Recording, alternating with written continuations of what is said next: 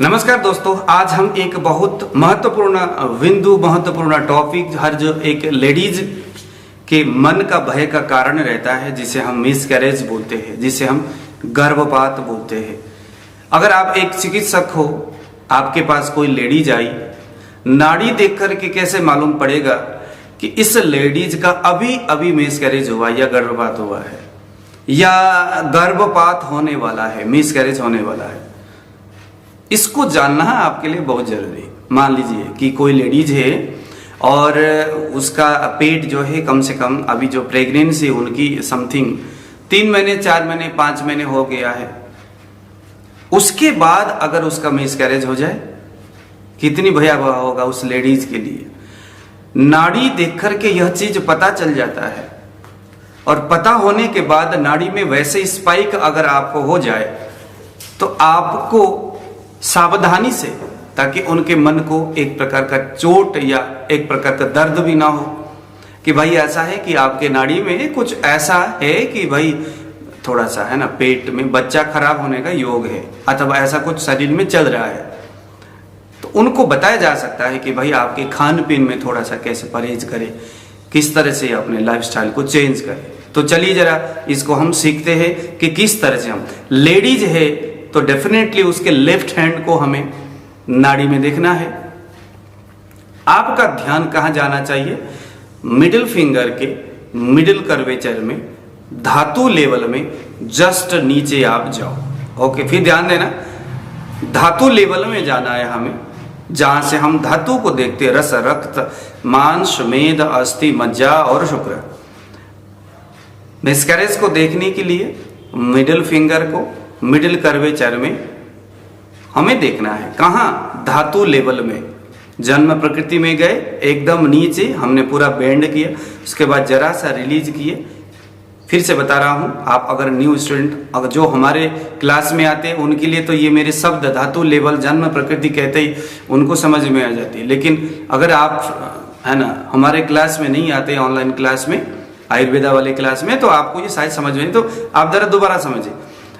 Left hand में आपने अपने 3 उंगली को रखना है और इतना नीचे तक जाओ, उसको इतना दबाओ कि आपके 3 उंगली के नीचे स्पाइक होना बंद हो जाए।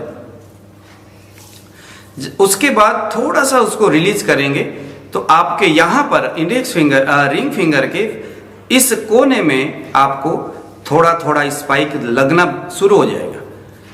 जब ये लगना शुरू होगा तो उसी वक्त वहीं पर आप ठहरे रहो कुछ समय तक, 5-6 मिनट, 5-6 बार तक यहां पल्सेशन लगना दो।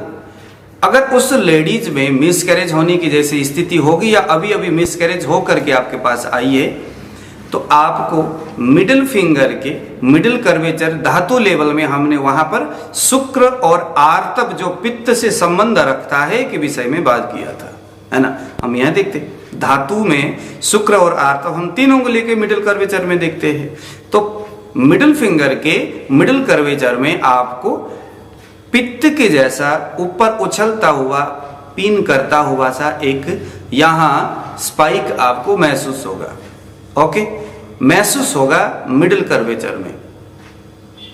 तो और वो जो है पित्त जैसा मंडूक गति, ऐसा तिरछा कफ वाले उंगली के जस्ट बगल से बीचों बीच लग करके फिर नीचे की ओर आ रहा है, तिरछा होकर के लग रहा है।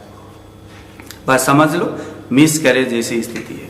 तो आप उसको कह सकते हैं कि आपके जो है आपके छोटी आंत में अथवा आपके गर्भाशय वाली जो स्थान है, वहां पर पित्त का ऊष्मा यानी गर्मी बढ़ा हुआ है।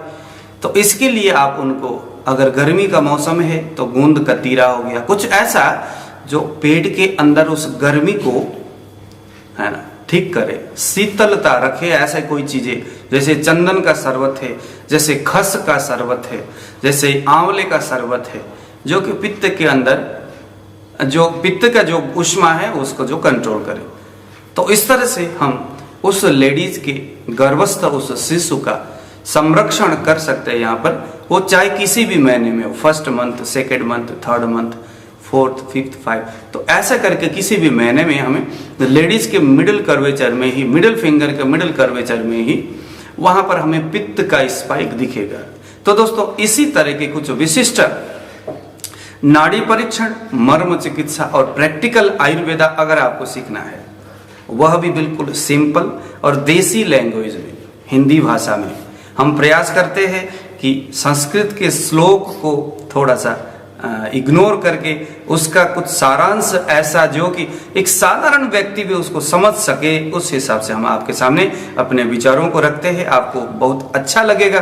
प्रैक्टिकल की बात है, वैसे तो ये आप करके देखिएगा, बहुत मजा आएगा। इसी तरह के नॉलेज अगर आप चाहते हैं तो हम लोगों ने प्रैक्टिकल आयुर्वेदा, जहां हम द्रव्य गुण विज्ञान के आधार पर कि दवाइयां कैसे तैयार किया जाए, रोगी को कौन कौन सा दवाई किस किस वक्त कब कब देना चाहिए, हानि हो जाए, कहीं से साइड इफेक्ट हो जाए तो उसके बाद हमें घबराना नहीं है, फिर क्या किया जाना चाहिए।